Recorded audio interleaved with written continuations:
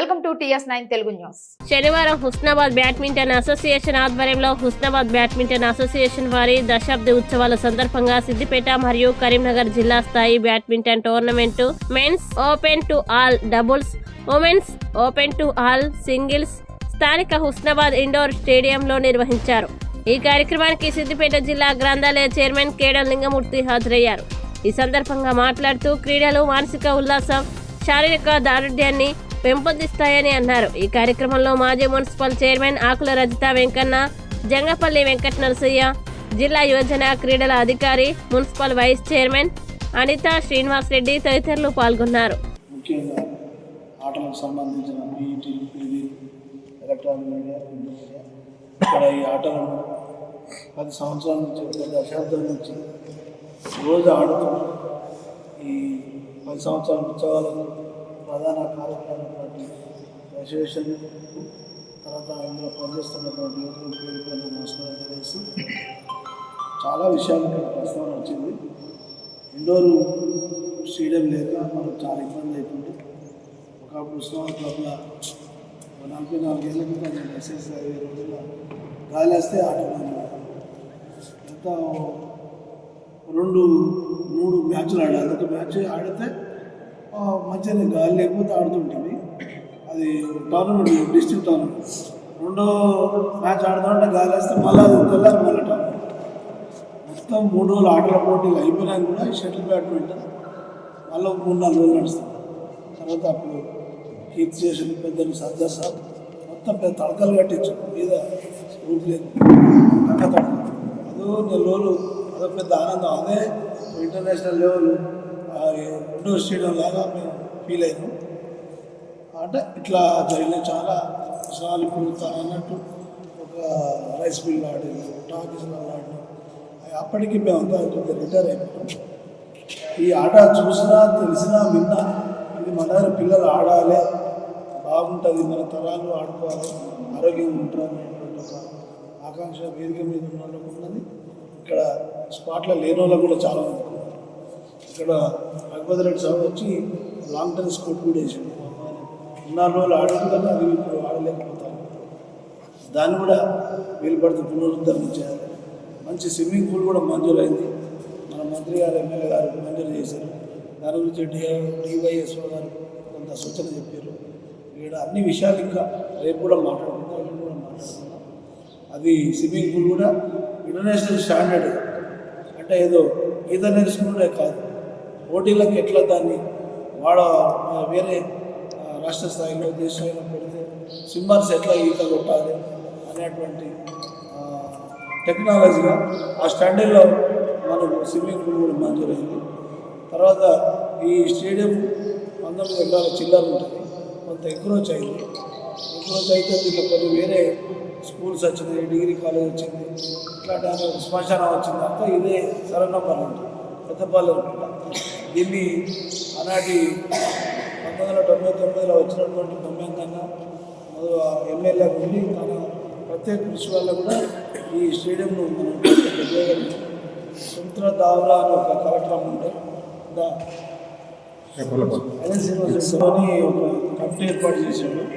దీంట్లో అప్పుడు ఆ కమిటీలో కూడా నేను ఆకలించాను, తర్వాత జయపాల్ రెడ్డి సార్, ఇట్లా వేరే అప్పుడు టీడీపీ బాగా స్ట్రాంగ్ ఉంటుంది. ఇక్కడ సిఐ వేణుగోపాల్ సార్, భూమి ఎస్ఐ సార్ ఉంటే, తర్వాత సిఐ డిఎస్పీ.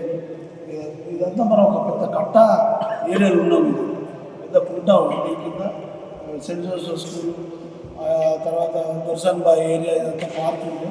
అవన్నీ కూడా రీచ్ అయినట్టు, పార్క్ అవసరం లేనట్టు మనం అంతా వాస్తవంగా స్కూల్ అవి కట్టింది కాబట్టి అవన్నీ పెట్టి చంద్రబాబు నాయుడు గవర్నమెంట్లో మంత్రివర్గంలో చాలా స్ట్రాంగ్ రూల్స్ ఉంటాయి. అది జాతీయ స్థాయి నీటి కుంటగా తెప్పద్దని, చెక్ డ్యాములు కట్టాలని, అట్లాంటి చాలా అంటే ఆ పరిస్థితుల్లో దీన్ని మనం స్టేడియంగా తీసుకోవడం జరిగింది. ముందుకు వెళ్ళాలని ఈ సందర్భంగా కోరుకుంటూ మీ అందరికీ కూడా ఆల్ ది బెస్ట్ చెప్తూ, వెన్నెస్డే విన్నర్స్ కూడా ముందుగా నేను కంగ్రాచులేషన్స్ చెప్తూ ఈ అవకాశం ఇచ్చినందుకు 10 సంవత్సరాలు పూర్తి చేసుకొని బ్యాడ్మింటన్ ఈరోజు నిజంగా ఇది ముందుగా మనం అందరం ఆనందించదగ్గ విషయం.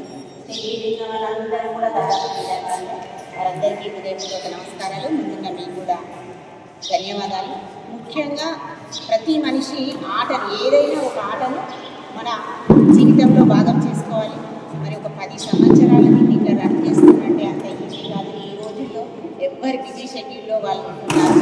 అయినా సరే మన స్కూల్ పీడీలు, అలాగే ఇతరత్ర టీచర్గా రిటైర్ అయిన వాళ్ళు, వీళ్ళంతా కూడా కృషి చేస్తేనే ఈరోజు ఈ ఆటలు ఇలా సాగుతున్నాయి.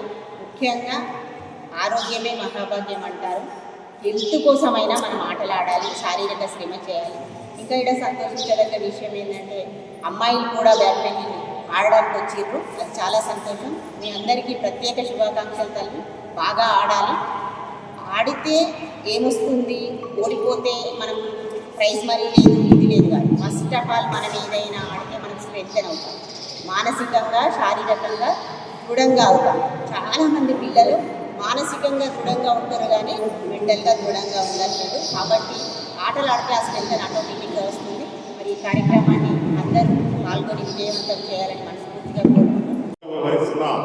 మన డివైఎస్ఓ వెంకటరమణ ప్రోత్సాహంతో మరియు మన స్కూళ్ళలో పనిచేస్తున్న పీడీ గారు వాళ్ళందరి ప్రోత్సాహంతో ఇంతింతగా ఎన్ని ఇబ్బందులు వచ్చినా కూడా మన అసోసియేషన్ బాధ్యులైన సభ్యులు కూడా వాళ్ళు అన్నిటి కూడా ఓర్చుకొని మనది ముందుకు తీసుకెళ్లే ఉద్దేశంతో దీన్ని అభివృద్ధి చెందుతున్నారు. ఆ క్రమంలోనే 10 సంవత్సరాలు పూర్తి చేసుకున్న సందర్భంగా హుస్నాబాద్ బ్యాడ్మింటన్ అసోసియేషన్ సందర్భంగా మా అసోసియేషన్ సభ్యులందరికీ కూడా ప్రత్యేకంగా శుభాకాంక్షలు తెలియపరుస్తున్నాను.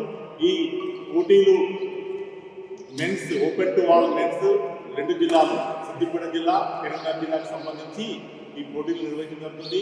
మెన్స్ అండ్ ఉమెన్స్లో ఏదైనా కూడా పోటీతత్వంతో ఆడి గెలుపుకోవడం సహజమే. కాబట్టి ప్రతి ఒక్కటి కూడా స్పోర్టివ్గా తీసుకొని ప్రతి ఒక్కరూ స్పోర్టివ్నెస్ ప్రదర్శించి ముందుకు వెళ్ళాలని నేను ఈ సందర్భంగా మా హెచ్పిఏ తరఫున మీ అందరికీ విజ్ఞప్తి చేస్తున్నాను. మరి అదేవిధంగా ప్రతి ఒక్కరికి కూడా పారదర్శకంగా ఉంటుంది. ఇందులో భాగంగా మనం టెక్నాలజీ యూజ్ చేసి మీ డ్రా సిస్టమ్ కావాలంటే అక్కడ QR కోడ్ పెట్టాము. QR కోడ్ గూగుల్లో స్కాన్ చేసుకుని డ్రా సిస్టమ్ మొత్తం PDF బయటకు వస్తుంది మీ మొబైల్లోనే. దానికి అనుగుణంగా మా నిర్వాహకులు ఎలాంటి పార్షాలిటీ లేకుండా మంచిగా ఈ గేమ్ నిర్వహిస్తారు. మరియు రేపు దీనికి సంబంధించిన ఎండింగ్ సెరమనీ, ప్రైజ్ డిస్ట్రిబ్యూషన్ కార్యక్రమం ఉంటుంది. దానికి కూడా ఏర్పాట్లు జరిగినాయి. ప్రతి ఒక్కరికి డబుల్స్, సింగిల్స్, ట్రోఫీ ఇవ్వడం, మెన్స్లో క్యాష్ ప్రైజ్ కూడా ఉంది. కాబట్టి పోటీకి పడి ఆడండి, స్పోర్టివ్నెస్గా ఉండండి, అందరూ ఐకమత్యంగా ఉండాలి. ఈ టోర్నమెంట్ విజయవంతం చేయవలసిందిగా మరొకసారి క్రీడాకారులందరికీ శుభాకాంక్షలు తెలియపరుస్తూ ఈ అవకాశం ఇచ్చిన హెచ్పిఏ వారికి ధన్యవాదాలు తెలియపరుస్తున్నాను.